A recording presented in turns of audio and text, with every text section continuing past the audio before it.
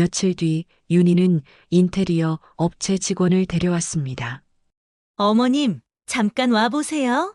1층 구조를 전체적으로 바꾸면 거실 공간을 지금보다 2배 정도 넓게 만들 수 있어요. 그러면 아이들 놀이 공간도 충분하고 손님 맞을 때도 여유가 생기죠? 그럼 내 방은 어떻게 되는 거니? 어머님, 공사하는 동안에는 잠깐 다른 곳에 계셔야 해요. 한 달 정도면 끝날 테니까요. 다른 곳이라면 어디를 말하는 거야? 민수가 끼어들었습니다. 엄마, 뒷마당에 있는 창고를 좀 치우고 정리하면 임시로 쓸 수 있을 것 같아요. 어차피 한 달이면 끝나니까 불편하시겠지만 조금만 참아주세요. 오늘 이야기는 71세 한정순 할머니가 아들 부부와 함께 살게 되면서 겪게 되는 충격적인 현실을 다룹니다. 과연 정수는 창고에서의 시련을 어떻게 극복하게 될까요? 그 전에 잠깐 3초만 투자해서 구독, 좋아요 버튼을 꾹 눌러주시면 영상 제작에 큰 힘이 됩니다. 지금 바로 시작하겠습니다. 한정수는 창가에 앉아 따뜻한 햇살을 받으며 차 한 잔을 마시고 있었습니다. 71세의 나이에도 여전히 단정한 모습을 유지하고 있는 정순의 얼굴에는 세월의 흔적이 깊게 새겨져 있었죠. 남편 고인이 된 지 벌써 3년, 이 작은 단독주택에서 혼자 지내온 시간들이 때로는 길게 느껴지곤 했습니다. 마당에 심어놓은 화분들을 바라보며 정수는 작은 미소를 지었습니다. 봄이 되면 피어나는 장미꽃, 여름이면 푸르게 자라나는 상추와 고추, 가을엔 노랗게 익어가는 감나무까지. 이 모든 것들이 정순에게는 소중한 삶의 동반자였죠. 남편이 생전에 함께 가꾸던 이 작은 정원은 이제 정순 혼자만의 작은 천국이 되어 있었습니다. 그러던 어느 날 오후 큰아들 민수가 아내 윤희와 함께 찾아왔습니다. 민수는 40대 중반의 나이에 회사에서 과장 직책을 맡고 있었고 윤희는 초등학교 다니는 두 아이의 엄마였죠. 평소보다 진지한 표정으로 거실에 앉은 민수가 입을 열었습니다. 엄마, 저희가 이사를 해야 할 것 같아요. 전세 만료가 다가오는데 집값이 너무 많이 올라서 갱신이 어려울 것 같아요. 정수는 걱정스러운 표정으로 아들을 바라봤습니다.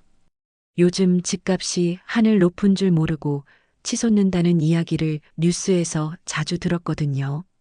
젊은 사람들도 집 구하기가 하늘의 별 따기라는데 아들 부부도 예외는 아니었던 모양입니다. 그래서 말인데요, 어머님. 윤희가 조심스럽게 말을 이었습니다. 저희가 여기서 같이 살면 어떨까요? 어머님도 혼자 계시면 외로우실 텐데 저희랑 함께 계시면 덜 외롭겠죠. 그리고 저희도 아이들 돌봄 때문에 걱정이 많았는데 어머님이 계시면 정말 든든할 것 같아요. 정순의 마음이 따뜻해졌습니다. 사실 혼자 사는 시간이 길어질수록 적막감이 더해져 갔거든요. 특히 저녁 시간이면 텔레비전 소리만이 집안을 채우곤 했는데 가족들의 웃음소리가 가득한 집을 상상해 보니 가슴이 벅차올랐죠. 정말 괜찮겠니? 나 같은 늙은이랑 같이 살면 불편하지 않을까? 민수가 정순의 손을 잡으며 말했습니다. 무슨 말씀을 그렇게 하세요? 엄마 덕분에 저희가 얼마나 도움이 될지 모르겠어요. 아이들도 할머니랑 같이 살 수 있다고 하면 정말 좋아할 거예요. 며칠 뒤 민수 가족이 정순의 집으로 이사를 왔습니다. 작은 집이었지만 1층에는 정순의 방과 거실, 부엌이 있었고 2층에는 민수 부부 방과 아이들 방이 있어 나름대로 공간 배치가 괜찮았죠. 정수는 1층 자신의 방에서 지내게 되었는데 이 방은 남향으로 되어 있어 하루 종일 햇살이 가득 들어왔습니다. 아침마다 정수는 마당으로 나가 화분들을 돌보는 것이 일상이 되었습니다. 손자, 손녀들이 학교에 가기 전에 할머니 다녀올게요 하고 인사를 하는 모습을 보면 가슴이 뿌듯했죠. 윤희도 처음에는 정순에게 정중하게 대했고 민수 역시 어머니와 함께 사는 것을 기뻐하는 것 같았습니다. 저녁 식사 시간이면 온 가족이 둘러앉아 하루 있었던 일들을 나누곤 했습니다. 아이들의 학교 이야기, 민수의 회사 일상, 윤희의 동네 소식까지. 정수는 오랜만에 느끼는 가족의 온기에 마음이 따뜻해졌죠. 역시 가족이 함께 사는 게 좋네. 정수는 밤마다 이렇게 생각하며 잠자리에 들었습니다. 혼자서 지내던 적막한 시간들이 이제는 먼 과거의 일처럼 느껴졌거든요. 마당에서 들리는 아이들의 웃음소리, 부엌에서 나는 요리 냄새, 가족들의 대화 소리까지. 이 모든 것들이 정순에게는 삶의 활력소가 되어주고 있었습니다. 그때까지만 해도 정수는 이 평화로운 시간이 계속 이어질 거라고 믿고 있었습니다. 함께 살기 시작한 지 2달이 지나자 윤희의 태도가 조금씩 달라지기 시작했습니다. 처음에는 정중했던 말투가 점점 편해지더니 이제는 집안일에 대해 이것저것 요구하는 일이 많아졌죠. 정수는 며느리가 편해졌다고 생각하며 별다른 불만 없이 받아들였습니다. 어머님, 오늘 아이들 학원 끝나는 시간에 마중 좀 나가주실 수 있으세요? 제가 병원 가야 해서요. 어머님, 빨래가 좀 많이 쌓였는데 세탁기 돌려주시고 널어주실 수 있죠? 정수는 며느리의 부탁을 거절한 적이 없었습니다. 가족이니까 당연한 일이라고 생각했거든요. 하지만 윤희의 요구는 점점 더 구체적이고 빈번해졌습니다. 어느 날 저녁, 온 가족이 저녁을 먹고 있는데 윤희가 갑자기 입을 열었습니다. 어머님, 이 집 구조가 좀 불편한 것 같아요. 정순이 고개를 들어 윤희를 바라봤습니다. 어떤 부분이 불편하니? 거실이 너무 좁아서 아이들이 답답해해요. 친구들을 불러서 놀고 싶어도 공간이 부족하고요. 그리고 1층 구조도 좀 애매하게 되어 있어서 활용도가 떨어지는 것 같아요. 민수도 젓가락을 내려놓으며 동조했습니다. 맞아요, 엄마. 거실이 좀 더 넓으면 좋을 텐데. 요즘 아이들은 활동 공간이 넓어야 스트레스를 덜 받는다고 하더라고요. 정수는 조금 당황스러웠습니다. 지금까지 이 집이 불편하다는 생각을 해본 적이 없었거든요. 남편과 함께 30년 넘게 살아온 이 집의 구조가 갑자기 문제가 되다니 쉽게 이해되지 않았죠. 그래도 우리가 지금까지 잘 살아왔는데. 정순이 조심스럽게 말했지만 윤희는 이미 마음을 정한 것 같았습니다. 어머님, 시대가 많이 바뀌었잖아요. 요즘 아이들은 예전과 다르게 키워야 해요. 공간이 넓어야 창의성도 기르고 친구들과 어울리는 것도 자연스러워지고요. 며칠 뒤 윤희는 인테리어 업체 직원을 데려왔습니다. 정순이 마당에서 화분을 돌보고 있는데 생소한 남자들이 집안을 이리저리 살펴보며 뭔가를 재고 있었죠. 어머님, 잠깐 와보세요. 윤희가 정순을 불렀습니다. 거실에 가보니 인테리어 업체 직원이 도면 같은 것을 펼쳐놓고 설명하고 있었습니다. 1층 구조를 전체적으로 바꾸면 거실 공간을 지금보다 2배 정도 넓게 만들 수 있어요. 그러면 아이들 놀이 공간도 충분하고 손님 맞을 때도 여유가 생기죠. 정수는 도면을 보며 혼란스러웠습니다. 자신의 방이 있던 자리가 거실로 바뀌어 있었거든요. 그럼 내 방은 어떻게 되는 거니? 윤희가 미소를 지으며 대답했습니다. 어머님, 공사하는 동안에는 잠깐 다른 곳에 계셔야 해요. 1달 정도면 끝날 테니까요. 다른 곳이라면 어디를 말하는 거야? 민수가 끼어들었습니다. 엄마, 뒷마당에 있는 창고를 좀 치우고 정리하면 임시로 쓸 수 있을 것 같아요. 어차피 1달이면 끝나니까 불편하시겠지만 조금만 참아주세요. 정순의 가슴이 철렁했습니다. 창고라니요. 그곳은 오래된 자전거와 사용하지 않는 가구들을 쌓아놓은 곳이었습니다. 사람이 살 수 있는 곳이 아니었죠.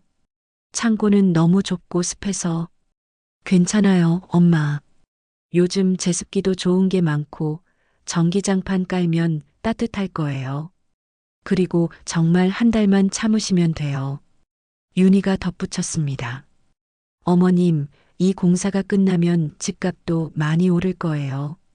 나중에 어머님에게도 도움이 되는 일이잖아요. 정수는 뭔가 이상했지만 거절하기 어려웠습니다.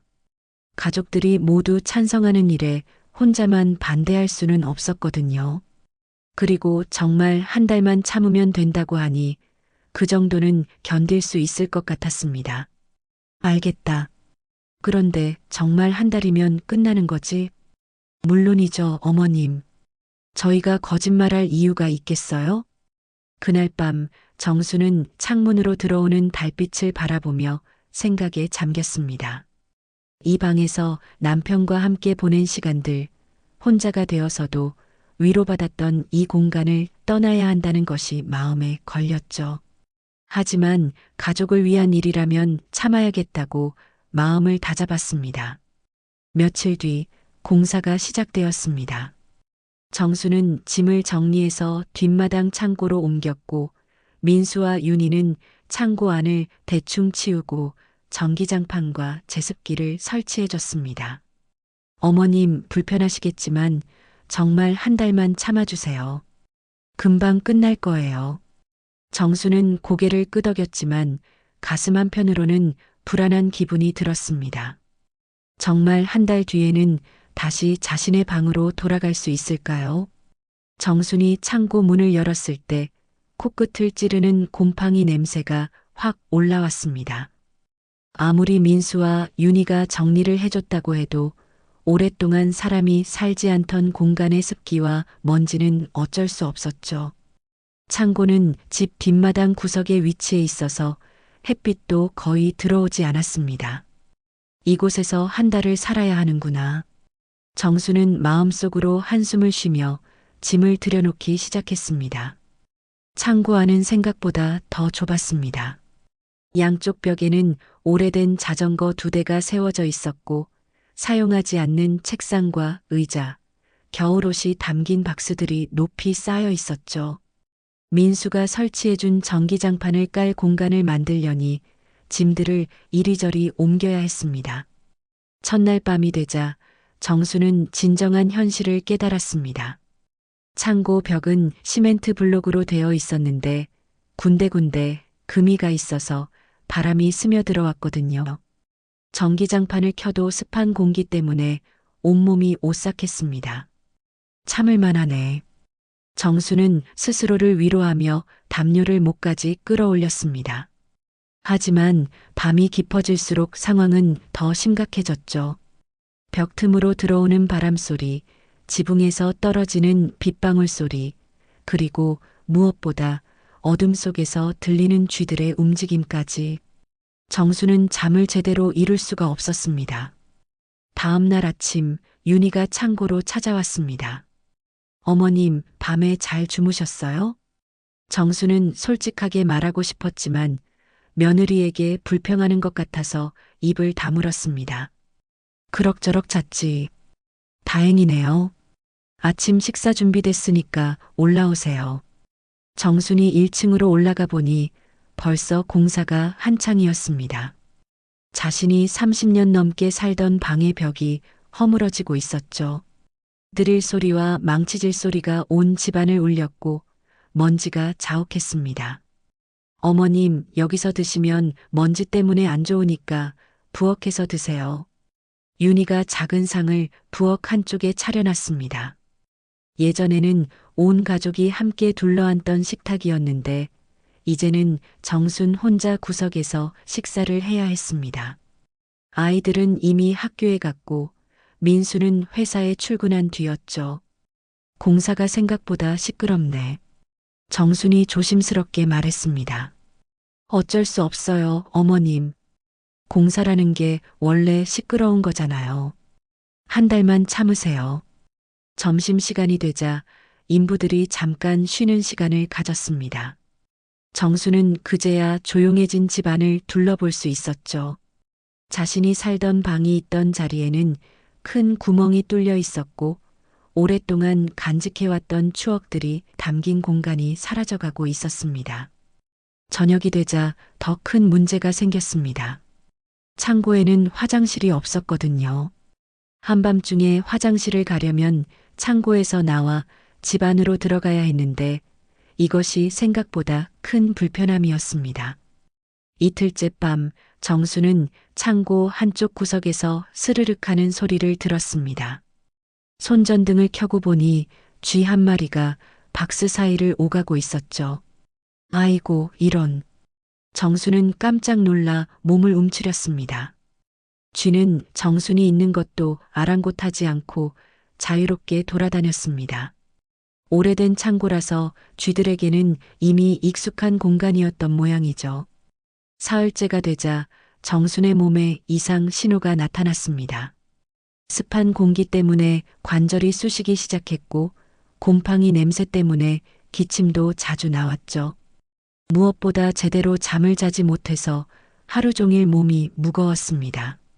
어머님, 괜찮으세요? 얼굴이 많이 피곤해 보이시는데. 윤희가 걱정스런 표정으로 물었습니다. 정수는 대답 대신 씁쓸하게 웃었습니다. 괜찮지 않았지만 뭐라고 말할 수도 없었거든요. 일주일이 지나자 정수는 서서히 절망감을 느끼기 시작했습니다. 매일 밤 추위와 쥐들, 그리고 습기와 싸워야 했죠. 전기장판이 있어도 시멘트 바닥의 차가움은 몸속 깊이까지 스며들었습니다. 가장 힘든 건 혼자라는 느낌이었습니다.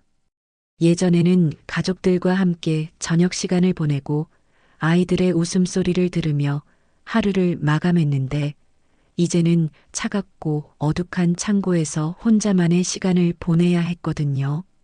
정말 한 달만 참으면 되는 거겠지? 정수는 담요 속에서 중얼거렸습니다. 하지만 마음 한편으로는 불안한 생각이 들기 시작했죠. 과연 한 달 뒤에 정말 자신의 자리가 다시 생길까요? 아니면 이대로 창고에서 계속 살아야 하는 건 아닐까요? 밤늦게 들리는 집안의 웃음소리가 창고까지 희미하게 전해왔습니다. 가족들은 넓어진 거실에서 편안한 시간을 보내고 있는 것 같았죠. 정수는 담요를 더 꽉 끌어안으며 눈을 감았습니다. 한 달만 참자. 한 달만 참으면 돼. 하지만 정순의 마음속 깊은 곳에서는 이미 다른 생각이 자라나고 있었습니다. 한 달이 지났습니다. 정수는 달력에 동그라미를 그려가며 하루하루를 버텨왔죠. 오늘이 바로 그날 윤희와 민수가 약속했던 공사 완료일이었습니다. 정수는 아침 일찍 일어나서 창고 안을 정리하기 시작했습니다. 드디어 내 방으로 돌아갈 수 있겠구나. 정수는 기대에 찬 마음으로 짐을 챙겼습니다. 한 달 동안 창고에서 지내면서 정순의 건강은 눈에 띄게 나빠졌습니다. 관절염이 심해져서 아침마다 몸을 일으키는 것도 힘들었고 습기 때문에 기침도 계속 나왔죠. 그래도 오늘이면 모든 게 끝날 거라는 희망으로 견뎌왔습니다. 오전 10시쯤 정수는 짐을 들고 1층으로 올라갔습니다. 공사는 정말 끝난 것 같았어요. 예전에 자신의 방이 있던 자리는 거실과 하나로 연결되어 넓은 공간이 되어 있었죠. 와, 정말 넓어졌네. 정순이 감탄하며 둘러봤습니다. 그런데 이상했습니다. 자신이 들어갈 방이 보이지 않았거든요. 정수는 윤희를 찾아 부엌으로 갔습니다. 윤희야, 공사가 끝났나 보네. 내 방은 어디로 만들어놨니? 윤희는 설거지를 하던 손을 멈추고 정순을 바라봤습니다. 그런데 표정이 어딘지 어색했어요. 어머님, 그게... 잠깐 앉으세요. 정순의 가슴이 철렁했습니다. 윤희의 목소리에 뭔가 다른 기운이 느껴졌거든요. 사실은요, 어머님. 공사를 해보니까 1층을 저희가 써야 할 것 같아요. 뭐라고? 아이들이 클수록 활동 공간이 더 필요해지잖아요. 그리고 손님들도 자주 오시는데 1층에 거실이 있어야 편하고요. 정수는 귀를 의심했습니다. 그럼 나는 어디서 살라는 거야? 윤희가 조심스럽게 대답했습니다. 어머님께서 창고에서 한 달 동안 지내보셨잖아요. 생각해보니 창고도 나쁘지 않더라고요. 창고에서 계속 살라고? 어머님, 요즘 타이니 하우스라고 해서 작은 공간에서 사는 게 트렌드예요. 건강에도 좋다고 하고요. 그리고 전기장판도 있고 제습기도 돌리면 습하지도 않잖아요. 정수는 말문이 막혔습니다. 이런 일이 일어날 거라고는 꿈에도 생각하지 못했거든요. 그때 민수가 회사에서 돌아왔습니다. 정수는 아들에게 달려가서 물었습니다. 민수야, 윤희가 하는 말이 진짜야? 내가 계속 창고에서 살아야 한다고? 민수는 잠깐 당황하는 것 같더니 태연하게 대답했습니다. 엄마, 창고도 생각보다 괜찮잖아요. 엄마가 한 달 동안 별 문제 없이 지내셨는데 뭐가 그렇게 불편하세요? 별 문제 없이? 나는 매일 밤 추위에 떨었고 쥐들과 함께 잠을 잤어. 몸도 아프고. 에이 엄마, 요즘 창고들 다 좋아요. 단열도 좀 더 하고 난방도 더 보강하면 아무 문제 없을 거예요. 정수는 아들의 말을 믿을 수가 없었습니다. 이게 정말 자신이 낳아서 키운 아들이 할 수 있는 말인가요? 그럼 처음에 한 달만 참으라고 한 말은 뭐였니? 윤희가 끼어들었습니다. 어머님, 저희도 처음에는 그럴 생각이었어요. 그런데 막상 해보니까 이게 더 합리적인 것 같아서요. 1층은 아무래도 저희가 써야 효율적이잖아요. 효율적? 네, 아이들도 크고 저희가 집안 살림도 도맡아서 하고 있고요. 어머님은 이제 나이도 드셨으니까 조용한 곳에서 지내시는 게 더 좋을 것 같아요. 정순의 가슴이 뜨겁게 달아올랐습니다. 분노와 배신감이 동시에 몰려왔죠. 조용한 곳이라니. 창고는 사람이 살 곳이 아니야. 민수가 목소리를 높였습니다. 엄마, 왜 그렇게 예민하게 반응하세요? 저희가 엄마를 위해서 하는 일인데. 1층에 계시면 아이들 소리 때문에 시끄러울 텐데 창고에 계시면 조용하잖아요. 내가 언제 아이들이 시끄럽다고 했니? 안 그러셨어도 나이 드시면 다 그런 거예요. 그리고 솔직히 말해서 엄마가 1층에 계시면 저희도 불편해요. 친구들 부르기도 그렇고 가족만의 시간 갖기도 어렵고요. 정수는 아들의 말에 가슴이 찢어질 것 같았습니다. 자신이 가족에게 불편한 존재였다는 말인가요? 그럼 처음부터 솔직하게 말하지. 왜 거짓말을 했어? 윤희가 변명했습니다. 거짓말이 아니라 저희도 살아보고 나서 결정한 거예요. 어머님도 창고 생활에 적응하셨잖아요. 적응했다고? 나는 매일 밤 지옥 같은 시간을 보냈어. 그래도 건강하게 지내셨잖아요. 민수가 무덤덤하게 말했습니다. 정수는 더 이상 할 말이 없었습니다. 가족이라고 생각했던 사람들이 이렇게 나올 줄은 정말 몰랐거든요. 그날 저녁 정수는 다시 창고로 돌아갔습니다. 짐을 옮기면서 눈물이 났지만 아들 부부 앞에서는 울고 싶지 않았어요. 창고 안에 앉아서 정수는 생각했습니다. 이게 정말 자신의 운명인가요? 자신이 평생 살아온 집에서 창고로 쫓겨나야 하는 게 맞는 건가요? 밤이 깊어지자 1층에서 웃음소리가 들려왔습니다. 가족들은 넓어진 거실에서 즐거운 시간을 보내고 있는 것 같았죠. 정수는 담요를 덮으며 중얼거렸습니다. 이제 어떻게 해야 하지? 2달이 더 지나고 겨울이 찾아왔습니다. 창고에서의 생활이 일상이 되어버린 정순에게 겨울은 더욱 혹독한 시련이었죠. 11월 말부터 불어오기 시작한 찬바람은 창고 벽에 갈라진 틈을 통해 거침없이 들어왔습니다. 전기장판을 최대한 높여도 시멘트 바닥에서 올라오는 냉기는 막을 수 없었어요. 정수는 겹겹이 옷을 껴입고 담요를 2개나 덮었지만 밤마다 추위에 떨어야 했습니다. 특히 새벽 시간이 가장 힘들었죠. 온몸이 얼어붙는 것 같아서 몇 번이고 깨어나곤 했거든요. 이럴 줄 알았으면 정수는 이불 속에서 한숨을 쉬었습니다. 하지만 더 큰 문제는 추위보다 달라진 가족들의 태도였습니다. 처음에는 미안해하는 기색이라도 보였던 윤희와 민수는 이제 정순의 창고 생활을 당연하게 여기기 시작했거든요. 어머님, 오늘 빨래 좀 해주세요.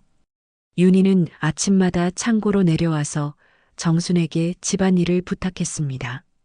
어머님, 아이들 학원 마중 나가주실 수 있죠? 어머님, 김치 냉장고에서 김치 좀 꺼내서 작은 통에 덜어주세요. 정수는 며느리의 부탁을 거절할 수가 없었습니다. 이미 눈치 보는 처지가 되어버렸거든요. 창고에서 살게 해준 것만으로도 고마워해야 한다는 분위기였죠. 어느 날 저녁 정순이 빨래를 널고 있는데 윤희가 다가왔습니다. 어머님, 요즘 살림 걱정 없으시잖아요. 저희랑 같이 사시니까 얼마나 편하세요. 그 말이 정순의 가슴에 비수처럼 꽂혔습니다. 편하다고요? 창고에서 얼어 죽을 뻔하면서 하루하루를 버티고 있는데 편하다니요. 그런데 어머님, 전기세가 좀 많이 나왔어요. 창고에서 전기장판이랑 제습기 계속 틀어서 그런 것 같은데 조금만 아껴 쓰실 수 있을까요? 정수는 할 말을 잃었습니다. 추위에 떨지 말고 전기세를 아끼라는 말인가요? 12월이 되자 상황은 더욱 심각해졌습니다. 어느 날 밤 정수는 몸이 너무 추워서 잠을 잘 수가 없었어요. 전기장판을 껐다 켰다 하면서도 추위는 가시지 않았죠. 새벽 3시쯤 정수는 결국 창고를 나와 집안 거실로 들어갔습니다. 소파에 앉아서 조금이라도 따뜻함을 느끼고 싶었거든요. 그런데 잠시 후 윤희가 내려왔습니다. 어머님, 여기서 뭐 하세요? 너무 추워서 잠깐. 어머님, 이러시면 안 되죠. 저희도 내일 일찍 일어나야 하는데 거실에 계시면 불편해요. 그냥 잠깐만. 안 돼요. 룰은 룰이잖아요. 어머님 공간은 창고고 여기는 저희 공간이에요. 정수는 고개를 숙이고 다시 창고로 돌아갔습니다. 그날 밤 정수는 처음으로 울었어요. 70년을 넘게 살아오면서 이렇게 서러운 적이 있었나 싶었죠. 다음 날부터 윤희의 태도는 더욱 차가워졌습니다. 식사도 이제는 한 그릇에 대충 담아서 창고로 가져다 줬어요. 어머님, 오늘은 미역국이랑 밑반찬이에요. 그릇은 다 드시고 나서 부엌에 갖다 놓으세요. 예전에는 온 가족이 함께 식탁에 앉아서 따뜻한 식사를 했는데 이제는 창고에서 혼자 차가운 밥을 먹어야 했습니다. 어느 날은 더욱 황당한 일이 벌어졌어요. 정순이 화장실을 가려고 집 안으로 들어갔는데 윤희가 인상을 찌푸리며 말했습니다. 어머님, 하루에 몇 번씩 들어오시는 거예요? 저희가 생활하는데 불편해요. 화장실 가려고 그러는데. 그럼 시간을 정해서 오시든지 해요. 수시로 들락날락하시면 저희 프라이버시가 없잖아요. 정수는 귀를 의심했습니다. 자신의 집에서 화장실 가는 시간까지 정해야 한다는 말인가요? 크리스마스가 다가왔습니다. 집안은 화려한 트리와 장식으로 꾸며져 있었지만 창고에는 아무런 변화가 없었어요. 크리스마스 이브 저녁, 정수는 창고에서 혼자 컵라면으로 저녁을 때웠습니다. 집안에서는 가족들의 웃음소리와 캐럴이 들려왔죠. 아이들이 선물을 받고 기뻐하는 소리, 민수와 윤희가 행복해하는 소리까지 모든 것이 정순에게는 먼 세상의 일처럼 느껴졌습니다. 내가 뭘 잘못했길래 이런 취급을 받아야 하지? 정수는 차가운 창고 바닥에 앉아서 생각했습니다. 분명히 가족을 위해서 희생했던 건데 언제부터 자신이 짐이 되어버린 걸까요? 아들을 키우느라 고생하고 며느리를 친딸처럼 대했는데 결국 이런 보답을 받게 되다니요. 연말이 되자 정순의 몸은 한계에 다다랐습니다. 추위와 습기, 그리고 정신적 스트레스 때문에 감기가 떨어지지 않았어요. 기침이 심해져서 밤마다 잠을 설쳤고 관절도 더욱 아팠죠. 그런데도 윤희는 여전히 집안일을 부탁했습니다. 어머님, 몸이 안 좋으시면 집에서 쉬시는 게 좋죠. 빨래는 제가 할 테니까 걱정하지 마세요.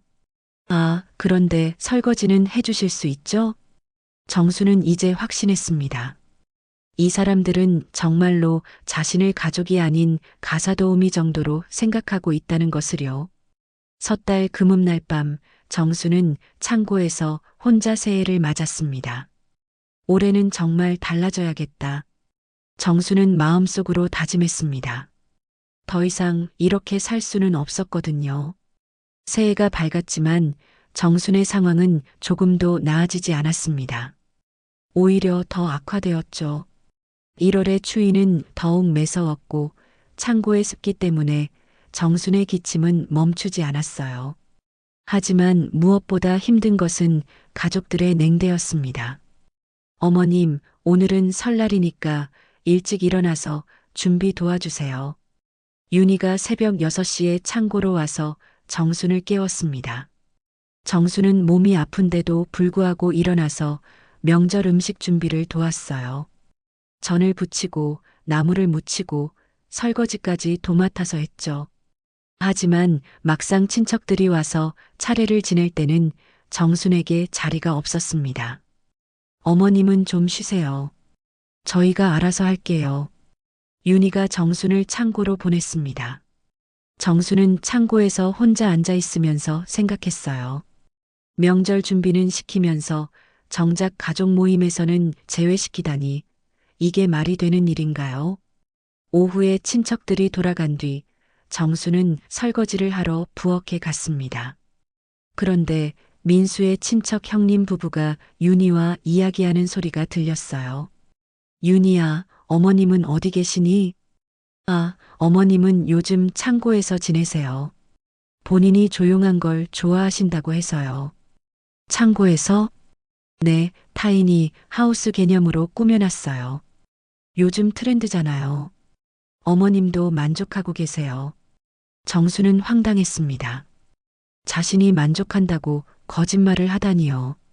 하지만 친척들 앞에서 내색할 수는 없었어요. 가족 간의 불화를 남들에게 알리고 싶지 않았거든요. 며칠 뒤 더욱 충격적인 일이 벌어졌습니다. 정순이 창고에서 쉬고 있는데 윤희가 부동산 중개업자와 함께 왔어요.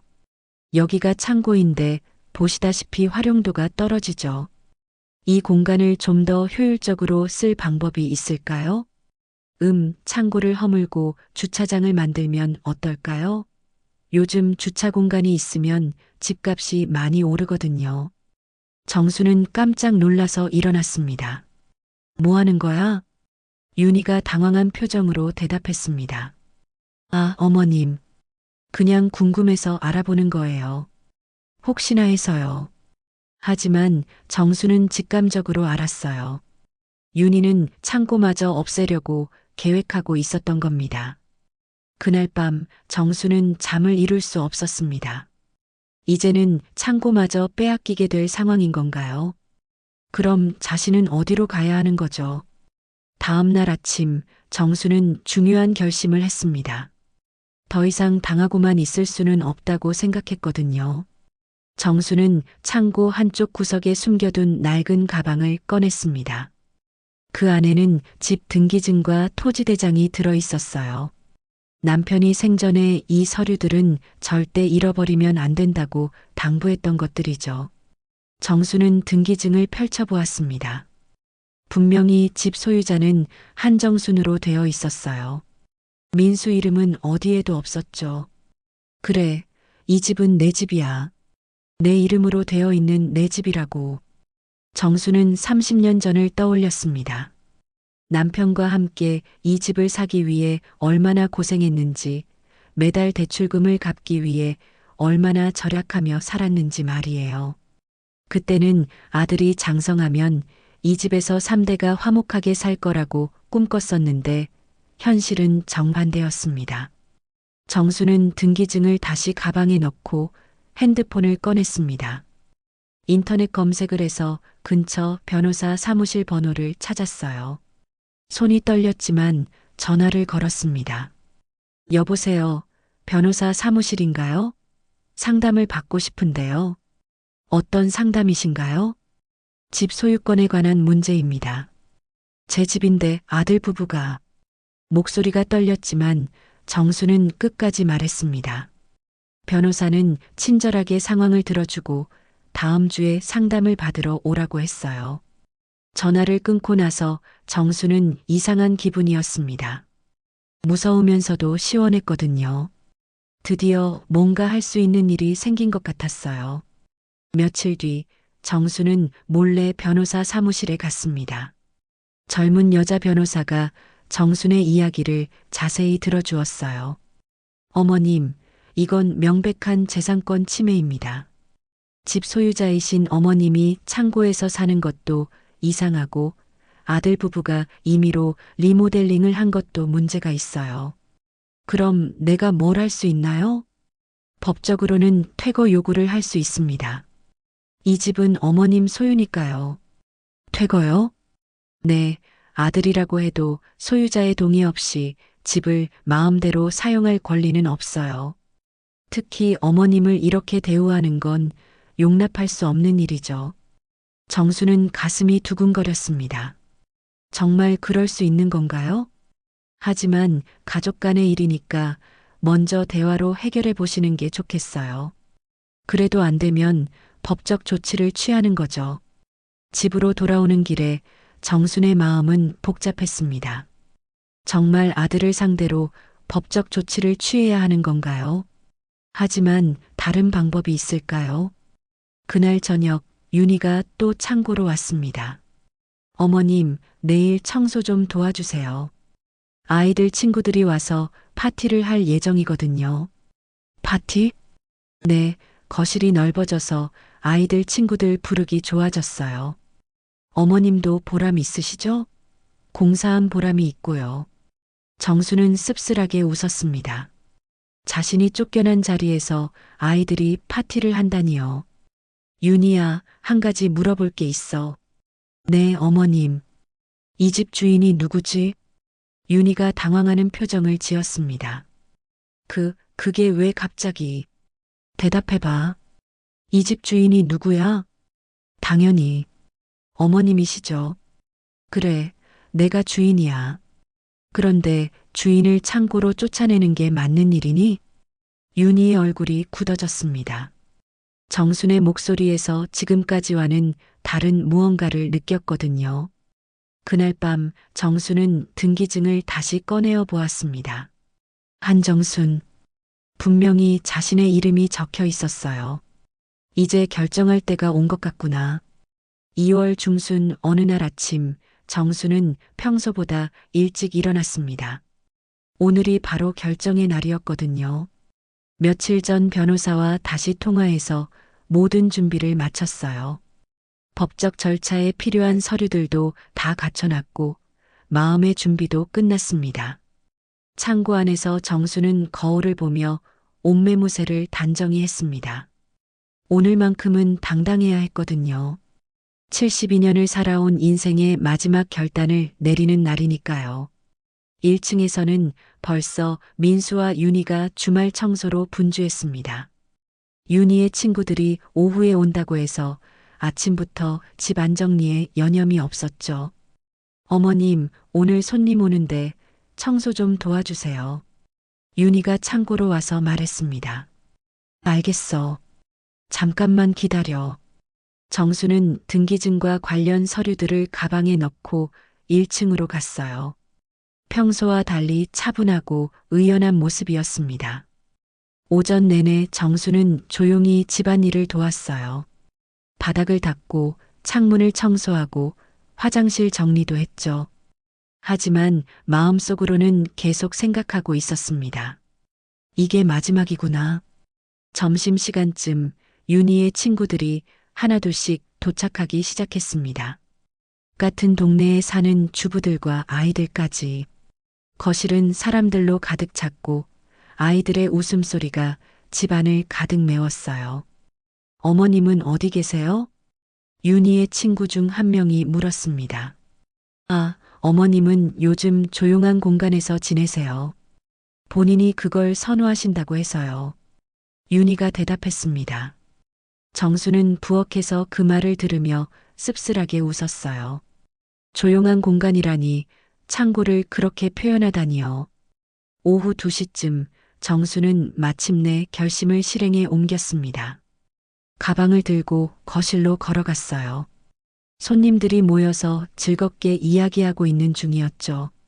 잠깐 다들 제 이야기를 들어봐 주세요.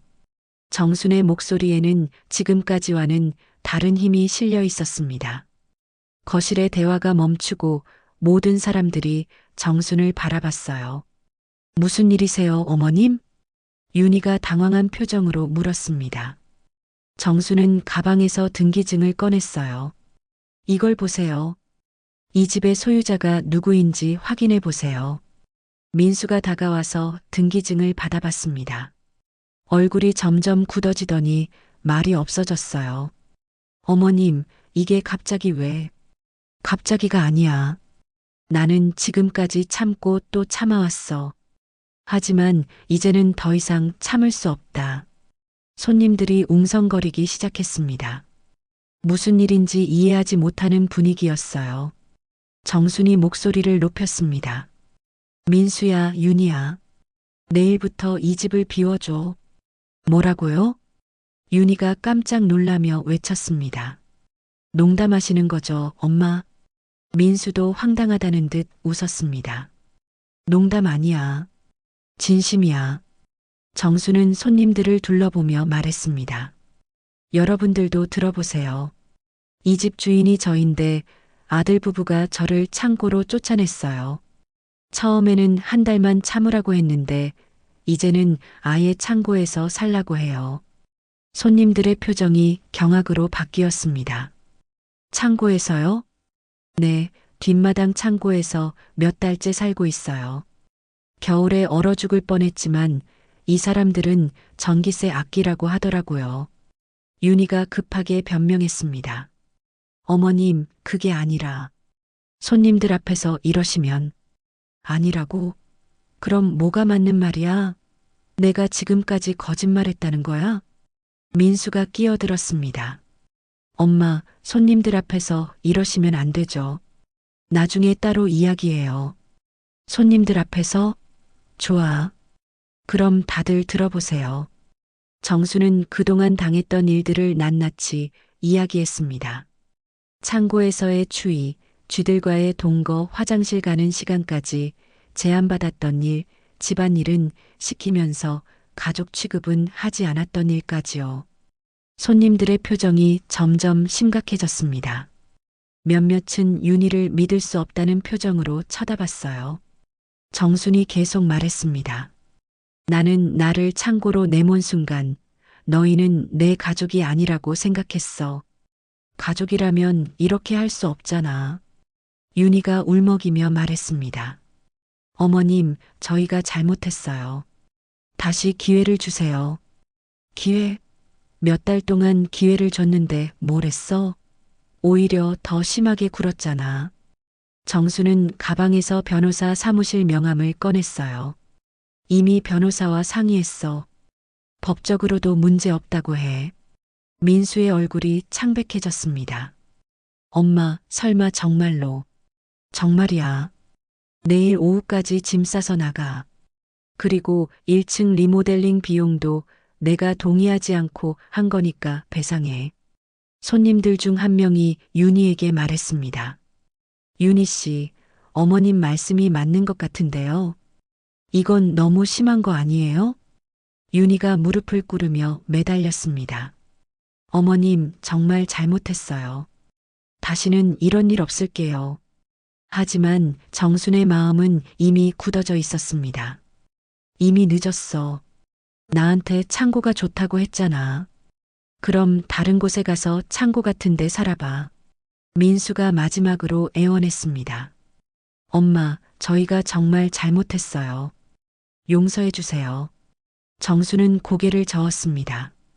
용서는 해줄게. 하지만 같이 살 수는 없어. 너희는 내 자식이지만 나를 인간 취급하지 않았잖아. 그날 오후 손님들은 모두 어색하게 돌아갔고 집안은 정적에 휩싸였습니다. 민수와 윤희는 방에서 나오지 않았어요. 정수는 창고에서 마지막 밤을 보냈습니다. 내일이면 이 모든 게 끝날 거라는 생각에 마음이 복잡했어요. 슬프면서도 시원했거든요. 이제 정말 끝이구나. 다음 날 오후 정수는 창고에서 마지막 짐을 정리하고 있었습니다. 몇 달 동안 자신의 전부였던 이 좁은 공간을 떠날 생각에 마음이 복잡했어요. 힘들었지만 나름대로 적응했던 곳이었거든요. 1층에서는 민수와 윤희가 짐을 싸는 소리가 들렸습니다. 어젯밤 늦게까지 이사할 곳을 알아봤는지 오늘 아침부터 분주하게 움직이고 있었어요. 어머님, 윤희가 창고 문 앞에 서서 조심스럽게 불렀습니다. 정수는 고개를 들었지만 대답하지 않았어요. 정말 저희를 용서하실 수 없나요? 저희가 정말 잘못했어요. 정순이 천천히 입을 열었습니다. 용서는 했다고 했잖아. 하지만 같이 살 수는 없어. 어머님이 혼자 계시면 어떡해요. 몸도 아프신데. 혼자 사는 게 창고에서 사는 것보다는 낫겠지. 윤희는 더 이상 할 말이 없어서 돌아갔습니다. 오후 4시쯤 이사 트럭이 도착했습니다. 정수는 1층 거실 소파에 앉아서 민수 가족이 짐을 옮기는 모습을 지켜봤어요. 아이들은 상황을 제대로 이해하지 못하는 것 같았지만 어른들의 심각한 분위기는 느끼고 있었죠. 할머니, 우리 어디 가는 거예요? 손녀가 정순에게 물었습니다. 정수는 아이의 머리를 쓰다듬으며 말했습니다. 너희들은 새로운 집에서 살게 될 거야. 할머니는 여기서 살고, 할머니도 같이 가면 안 되나요? 안 돼. 할머니는 이 집에서 살아야 해. 아이는 이해하지 못하는 표정이었지만 더 이상 묻지 않았어요. 해질 무렵 모든 짐이 다 나갔습니다. 민수가 마지막으로 정순에게 다가왔어요. 엄마, 정말 안 되겠어요? 저희가 진심으로 뉘우치고 있는데. 정수는 아들을 바라봤습니다. 40년 넘게 키운 자식이지만 이제는 남처럼 느껴졌어요. 민수야, 너는 나를 어떻게 생각했니? 엄마는 엄마죠. 엄마라면 창고에 가둬도 되는 거야? 엄마라면 쥐랑 같이 살아도 되는 거고? 민수는 대답하지 못했습니다. 너는 나를 엄마가 아니라 가사도우미로 생각했어. 필요할 때만 부르고 필요 없으면 창고에 처박아 두는. 그게 아니에요, 엄마. 그게 아니라면 왜 그렇게 했어? 왜 한 달이라고 거짓말했고 왜 나를 계속 창고에 가둬뒀어? 민수는 고개를 숙였습니다. 변명할 말이 없었거든요. 정순이 마지막으로 말했습니다. 민수야, 너는 내 아들이야. 그건 변하지 않아. 하지만 이제는 각자 살자. 그게 서로에게 좋을 것 같다. 저녁 7시 민수 가족이 완전히 떠났습니다. 정수는 혼자 남은 집안을 천천히 둘러봤어요. 몇 달 만에 1층 거실에 혼자 서 있으니 감회가 새로웠습니다. 거실은 확실히 넓어져 있었어요. 예전에 자신의 방이 있던 자리까지 포함해서 큰 공간이 되어 있었죠. 하지만 정순에게는 넓기만 한 공간이 오히려 쓸쓸하게 느껴졌습니다. 다음 날 아침 정순은 일찍 일어나서 창고를 정리했습니다. 몇 달 동안 자신이 살던 흔적을 깨끗하게 지웠어요.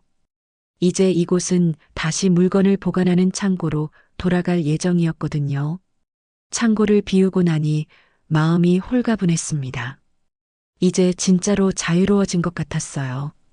오후에는 마당에 나가서 화분들을 정리했습니다. 겨울 동안 제대로 돌보지 못해서 시들어버린 것들도 있었지만 살아남은 식물들이 새순을 틔우고 있었어요.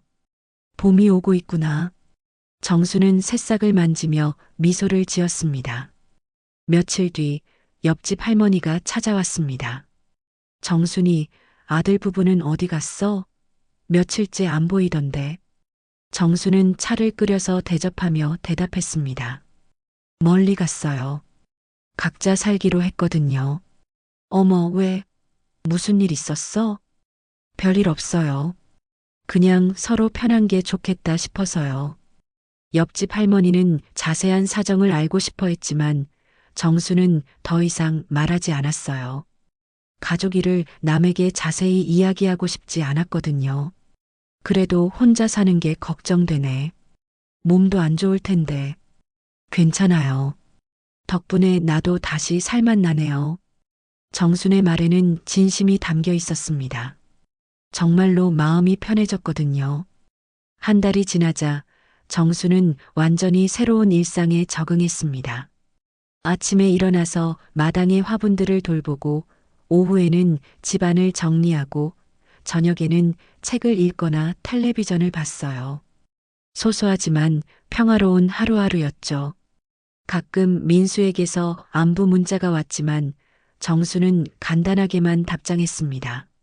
서로 무사하다는 것만 확인하면 충분했어요. 어느 날 오후 정수는 거실 창가에 앉아서 마당을 바라보고 있었습니다. 봄 햇살이 창문 가득 들어와서 온 집안을 따뜻하게 비추고 있었어요. 이 빛은 이제 온전히 내 것이구나. 정수는 햇살을 받으며 행복한 미소를 지었습니다. 72년을 살아오면서 이렇게 자유롭고 평화로운 기분을 느껴본 게 언제였나 싶었어요. 창고에서 지냈던 추위와 외로움, 모든 것이 이제는 먼 과거의 일처럼 느껴졌습니다. 그 시간들이 있었기에 지금의 평온함이 더욱 소중하게 여겨졌죠. 마당에서는 새로 심은 꽃들이 예쁘게 피어나고 있었습니다. 정수는 그 꽃들처럼 자신도 새로운 인생을 피워나가고 있다는 생각이 들었어요. 햇빛이 따뜻하게 내리쬐는 오후, 정수는 진정한 자유를 만끽하고 있었습니다.